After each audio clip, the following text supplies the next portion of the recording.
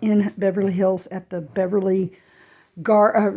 what is it called? Beverly Terrace Hotel. Okay, the Beverly Terrace Hotel. So what you're seeing is the room. And I want to be really honest in this review about what I liked and what I didn't like. So this room, I got it on Trivago or one of those sites for about $146 out the door. That's with the taxes and all the other great things that the city of Los Angeles adds. So it's a king size bed, or I think a Cal King, I'm not sure. It's one of those weird size beds. But anyway, plenty of room for me. I was by myself. And I was here because I was going to a concert.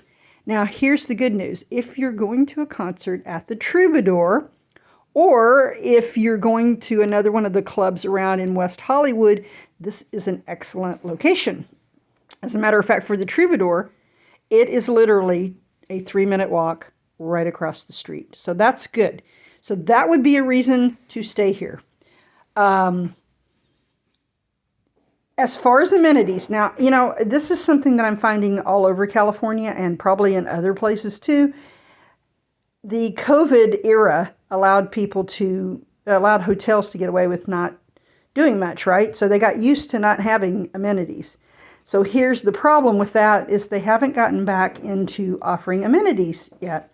So even the pricier hotels, a lot of them are not giving you very much in the way of amenities. This one is, I would say, you're going to be Spartan in Beverly Hills coming in here. Okay, so this is the bathroom area and the shower. First little niggle that I have is if you don't, if you're coming here, I would definitely bring your own toiletries, your own shampoo, shower gel, and all that stuff. Because what they have in the shower, in these dispensers, first of all, the dispensers don't work very well. If you notice, the one on the left is the shower gel, and I could never get very much, if anything, to come out of that one. And the middle one, shampoo, the shampoo's nothing special. You know, some hotels have their own branded stuff, and it's really good. This is just kind of generic stuff, and then conditioner. And this is really for people that forget their own stuff, right? So it's just a shower. It's just the subway tiles. It is, there's no bathtub. And I don't think any of the rooms have bathtubs. Maybe I'm wrong there. But I will tell you, it's extremely slippery when wet. So I totally recommend that you bring some shower shoes with a little grippy sole on them.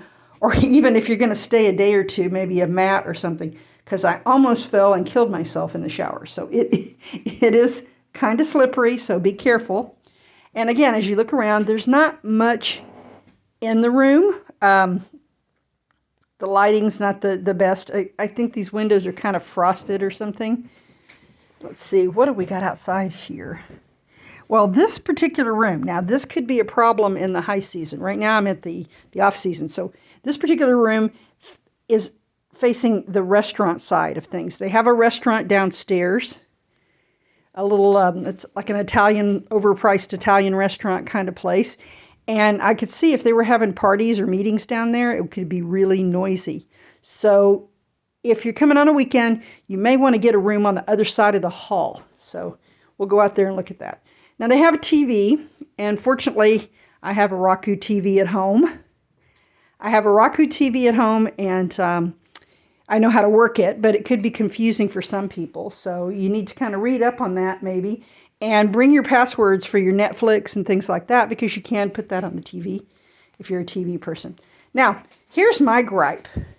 If you're going to have few amenities, the one thing you should have is a decent coffee maker. I was not impressed. This is kind of a knockoff Keurig, and I could never get it to go completely close. So I had to sit here and literally hold it while it was brewing the coffee. Now that could be this one machine. That could be a feature of this machine. I don't know. Anyway, I wasn't really impressed with that. And I don't like cup coffee anyway. It's just sort of for me, cup coffee is just when people come over and they want flavored coffee and you don't want to make a whole pot or something. But I brought my own coffee to brew, and I was so proud of myself. But here's the thing. You only have a very tiny refrigerator, no microwave. There's a safe, but there's no microwave. So there's no way to reheat things. If you go out for Chinese or something, If you're like me and you don't like to spend a lot of money on overpriced restaurant stuff, I mean, they wanted like $35 for a pizza. So I wasn't into that. And it doesn't matter if you have a lot of money or not, you just don't want to spend it. So you want some way to heat something up. So I suggest, if you're not just coming here for a night, if you want to stay a couple of days, that you bring some sort of device to heat water. There's travel. I have a really nice little traveling electric kettle, something like that. Even a crock pot, something to heat soup up in. Because when I got back from the venue, the concert that I went to, it lasted so long that all the stores that are around here were closed. And there was no restaurants open either. So I was starving, and I had brought soup and I had forgotten to check. I just assumed they would have a microwave, but they didn't. Okay, so I know this video is running a little long for a review video, but I wanted you to get a sense of it. I think this will give you a better idea of what you're looking at here. Now, that said, who wants to stay here? Who's this good for? Like I said, if you're going to a concert and you're only going to be in LA for a night or two, if you want to explore Beverly Hills, but parking in Beverly Hills is worse than other parts of LA. I mean, it's not only expensive, you can get towed if you park in the wrong residential area. As a matter of fact, I don't recommend that you park anywhere in a residential area, even if it looks okay, because they can and will ticket you, and they will tow you in some of the neighborhoods. So, this does have valet parking.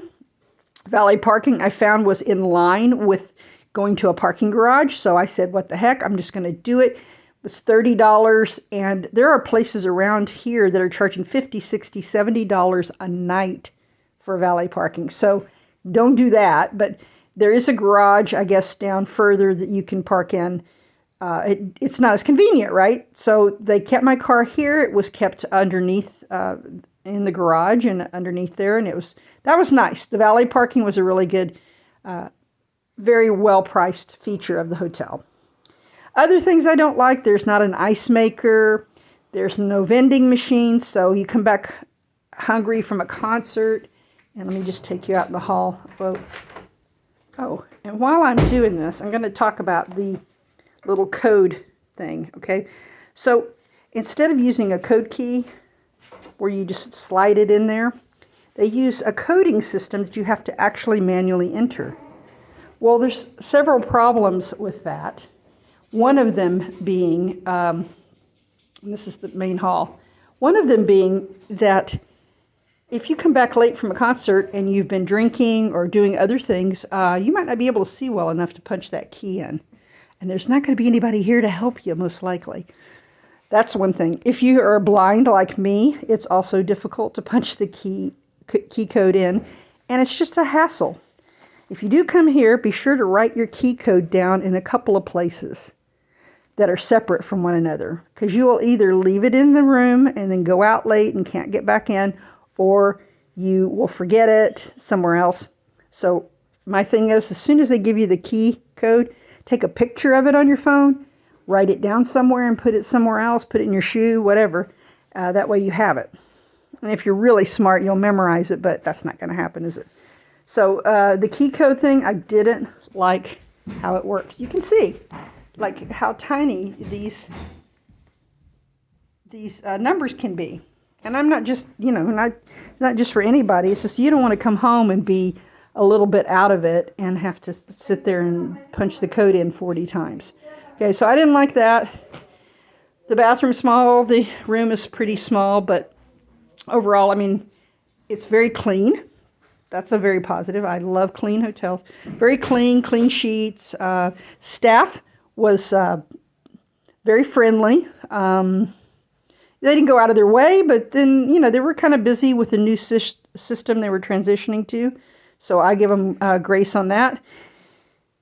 Overall, a really good stay for a night or two. If you are going to stay in LA, though, for longer than that, I would suggest that you find a hotel with more amenities that at least has a microwave. So if you get Chinese takeout, you can bring it back in and heat it up instead of having to eat out all the time. Because that's really what's going to suck your money in LA, is eating out. And I think we We all know that. So anyway, this is Tammy. And again, this is the Beverly Garden. A great location if you're going to the Troubadour. Great location if you're going to walk around Beverly Hills. Decent place to stay if you can get it for under $150. Thanks.